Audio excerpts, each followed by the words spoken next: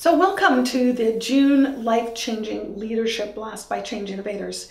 This month we want to talk about the levels of consciousness, a model that we use in our leadership program.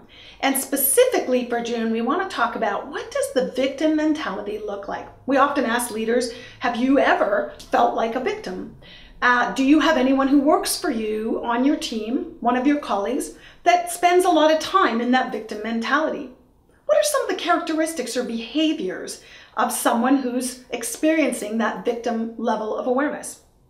Often we'll hear things like lots of blaming.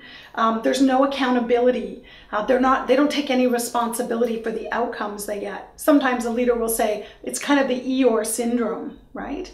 What we want to be clear about is we've all have been in the victim mentality at one time or another, and none of us are,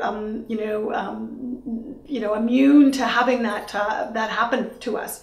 But one of the most important questions we like to get leaders to reflect on is it possible that we have created an environment in our corporate world that actually allows the victim mentality to thrive? What does that mean?